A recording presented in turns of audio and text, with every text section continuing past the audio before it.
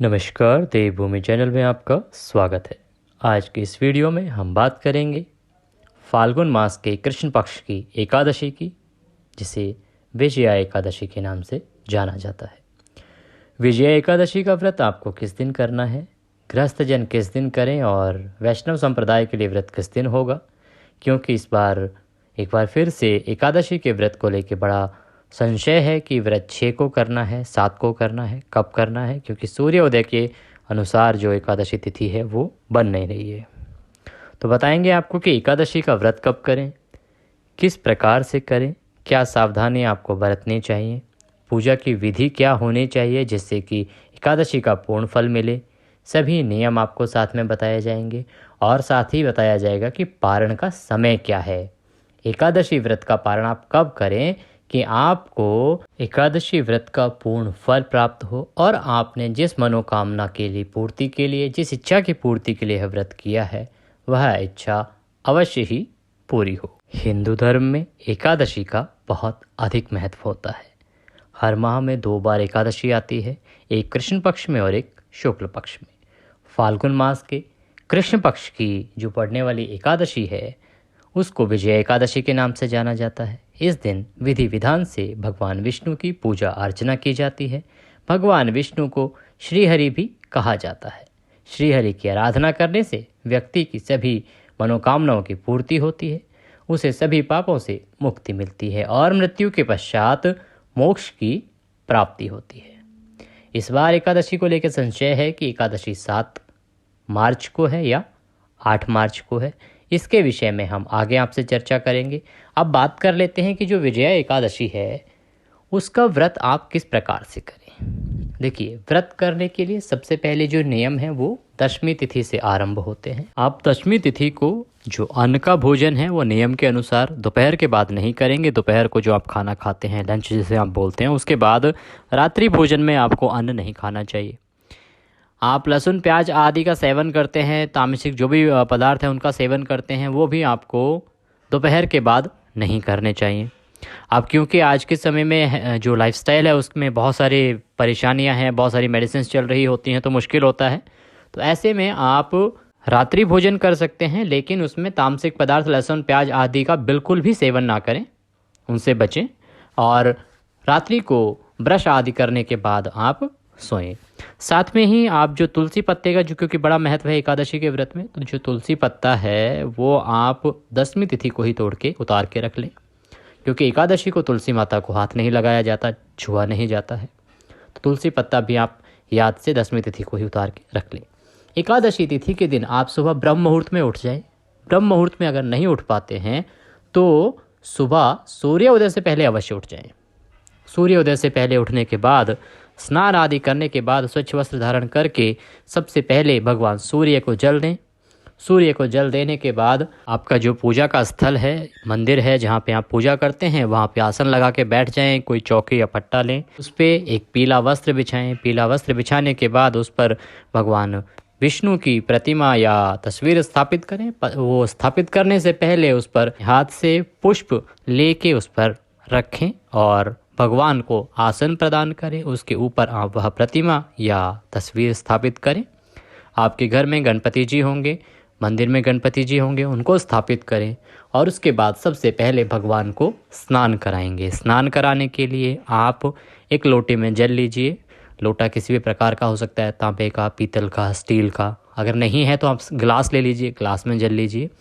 उस जल में थोड़ा सा गंगा जल मिला लीजिए, इससे आपका जो जल है वो पवित्र हो जाएगा। उसके बाद भगवान को स्नान कराना है।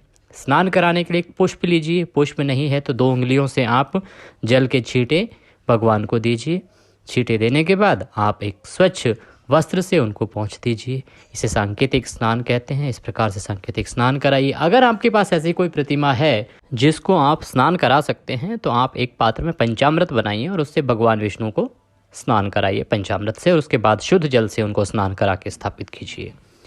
स्नान कराने के बाद भगवान को रौली कुमकुम आदि का तिलक लगाइए, घी का दिया जलाइए, धूप जलाइए और भगवान को पुष्प की माला अर्पित कीजिए। खुले पुष्प आपके पास है तो पुष्प चढ़ाइए। फिर वस्त्र के रूप में मौली का एक टुकड़ा तोड़िए और वो भगवान को अर्पित कीजिए। भगवान को प्रणाम कीजिए और संकल्प के लिए अपने सीधे हाथ में जल लीजिए, उसमें पुष्प रखिए और 1 रुपये का सिक्का कम से कम रखिए। अब आप व्रत का संकल्प करेंगे। संकल्प बहुत ही सूक्ष्म आपको बता देते हैं, जो साधारण मनुष्य बड़े आराम से कर सकते हैं। संकल्प में एक मुख्य बातें हैं जिनका हमें ध्यान रखना है। आप बोलेंगे ओम विष्णु विष्णु विष्णु, अपना नाम लीजिए। अमुक गोत्र समुत्पन्नाय, आपका गोत्र जिसमें आप, जो आपका सरनेम है, गोत्र है, गोत्र बोलिए। अपना स्थान बताइए जहाँ पे आप, जो आपका मकान नंबर है, आपके क्षेत्र का नाम। हे प्रभु, आज हम विजया एकादशी के व्रत का संकल्प करते हैं। आपसे प्रार्थना करते हैं कि इस व्रत को स्वीकार करें और हम सफलतापूर्वक इसको कर पाएँ, इतनी हमें सामर्थ्य प्रदान करें। जिस भी किसी उद्देश्य की पूर्ति के लिए आपने यह व्रत किया है या व्रत कर रहे हैं, उस उद्देश्य को, उस इच्छा को वहाँ पे दोहराएं भगवान के सामने कि प्रभु आप हमारी इस इच्छा को पूर्ण करें, हम यह व्रत इसके निमित्त कर रहे हैं। इस प्रकार से संकल्प भगवान के चरणों में छोड़ दीजिए, भगवान से प्रणाम कीजिए। उसके बाद ओम नमः भगवते वासुदेवाय, ओम नमः भगवते वासुदेवाय, इसकी 1 माला का जाप अगर समय आपके पास है तो आपको अवश्य करना चाहिए। और विजया एकादशी की कथा आपको अवश्य ही सुननी चाहिए। विजया एकादशी की कथा आपके पास अगर नहीं है तो हमारे चैनल पर प्रत्येक एकादशी की कथा सुनाई जाती है। आप हमारे चैनल पर भी विजया एकादशी की कथा सुन सकते हैं। वीडियो आपके लिए अपलोड किया जाएगा। कथा सुनने के बाद आप भगवान की आरती कीजिए। आरती करके भगवान को फल का भोग लगाइए। भोग लगा के बंधु बांधवों में वह प्रसाद वितरित कीजिए। प्रसाद वितरण के बाद अपने दैनिक कार्यों में लग जाइए। इस दिन नियम है कि आपको शुद्ध सात्विकता का नियम जो है उसका पालन करना चाहिए। द्वेष आदि जितनी भी बुराइयां हैं वो उससे बचना चाहिए। झूठ, पाप, धर्म का आदि से बचना चाहिए। इस प्रकार का कोई कार्य नहीं करना चाहिए जिससे कि किसी भी जीव की हानि हो। इन सब से बचते हुए अपना दैनिक जो कार्य हैं उनको कीजिए। रात्रि को हो सके तो भगवान विष्णु का कीर्तन कीजिए और उसके बाद अगले दिन ब्रह्म मुहूर्त में उठ जाइए। ब्रह्म मुहूर्त में नहीं तो सूर्योदय से पहले उठ जाइए और फिर आप करेंगे पारण। पारण की विधि और पारण की बात करें उससे पहले यह बताना आवश्यक है कि एकादशी का व्रत आपको करना कब है, एकादशी कब है। देखिए, विजया एकादशी जो है फाल्गुन मास की कृष्ण पक्ष की एकादशी होती है, जिसकी शुरुआत हो रही है 6 मार्च को सुबह 6:30 से और इसका समापन होगा 7 मार्च को सुबह 4:13 पर। इस प्रकार से विजया एकादशी जो है किसी भी दिन सूर्योदय में नहीं है, इसलिए इसका जो व्रत है आप 6 मार्च को भी रख सकते हैं और 7 को उत्तम है, क्योंकि एकादशी का जो व्रत है वो द्वादशी युक्ता होने पे उत्तम माना गया है। इसीलिए आप 7 को व्रत रखते हैं तो वह उत्तम होगा। आप 7 मार्च को इसका व्रत रखिए और अगर किसी वजह से आप 6 मार्च को रख पा रहे हैं, 7 को नहीं रख पा रहे हैं, तो उसमें भी कोई ऐसा दोष नहीं है। अब बात आती है कि इसका पारण कब होगा, कैसे होगा। देखिए, पारण के लिए आप अगले दिन सुबह ब्रह्म मुहूर्त में उठ जाइए। उठने के बाद आपने जहाँ पे आज पूजा की है एकादशी के दिन, वहाँ पे भगवान विष्णु को स्नान आदि कराइए। जिस विधि से आज स्नान कराया था, स्नान कराने के बाद सबसे पहले आप भगवान का विधि विधान से पूजन कीजिए। पूजन करने के बाद भगवान से प्रार्थना कीजिए कि हे प्रभु, हमने पूरे मन, कर्म, वचन से अपना ये जो व्रत है इसको पूर्ण किया है। आप इस व्रत को स्वीकार करें और हमें दया का आशीर्वाद प्रदान करें। इसमें अगर हमसे कोई गलती, कोई त्रुटि, कोई भूल हमसे हुई हो तो उसके लिए हमें क्षमा प्रदान करें। इस प्रकार से भगवान को प्रणाम करके भगवान की आरती कीजिए। आरती करके भगवान को भोग लगाइए। भोग में क्या होता है कि देखिए, पारण के दिन अलग अलग नियम है। अलग अलग स्थान के हिसाब से प्रदेश जो है हमारे भारतवर्ष में, अलग अलग प्रदेश में अलग अलग चीज़ें बनती हैं। कहीं पे पीले चावल से भोग लगाया जाता है, कहीं खीर पूड़ी से भोग लगाया जाता है, कहीं मिष्ठान से भोग लगाया जाता है।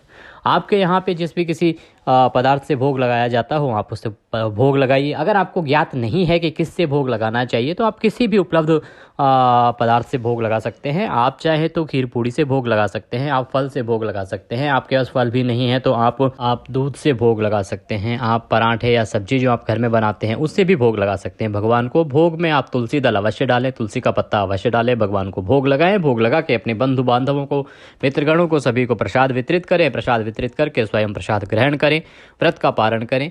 हो सके तो इस दिन आपको किसी ब्राह्मण को घर बुलाकर उनको भोजन कराना चाहिए, उनको दान दक्षिणा देनी चाहिए और उसके बाद अपने व्रत का पालन करना चाहिए। यह उत्तम माना गया है। अब बात आती है कि आप पारण करेंगे कब, पारण का समय क्या रहेगा। पारण का जो सबसे उत्तम समय है, शुभ मुहूर्त की अगर हम बात करें तो वो आपका 7 मार्च को दोपहर को 1:43 से और शाम को 4:04 के बीच में आप अपने व्रत का पारण कीजिए। यह पारण के लिए शुभ समय है। अगर हरिवासर की बात करें तो हरिवासर जो है वो सुबह 9:30 बजे समाप्त हो जाएगा 7 मार्च को। अगर कोई विशेष परिस्थिति हो तो आप 9:30 बजे के बाद भी अपने व्रत का पारण कर सकते हैं। और अगर आप 7 मार्च को व्रत कर रहे हैं तो आप पारण 8 मार्च को करेंगे। 8 मार्च को पारण सूर्योदय के बाद आप कभी भी कर सकते हैं, वह उत्तम रहेगा। ये थी जानकारी विजया एकादशी के बारे में कि विजया एकादशी कब है और कैसे आपको व्रत पूजन करना चाहिए, पारण कब करना चाहिए। आशा करते हैं जानकारी आपको पसंद आई होगी। अगर वीडियो अच्छा लगा हो तो उसे लाइक अवश्य करें। कमेंट बॉक्स में जय श्री हरि लिखना ना भूलें, इससे भगवान श्री हरि का आशीर्वाद आपको प्राप्त होगा। भगवान की कृपा आप सब पर बनी रहे, इसी कामना के साथ अभी लेते हैं आपसे विदा। अगले वीडियो में फिर होगी आपसे मुलाकात, तब तक के लिए जय श्री हरि।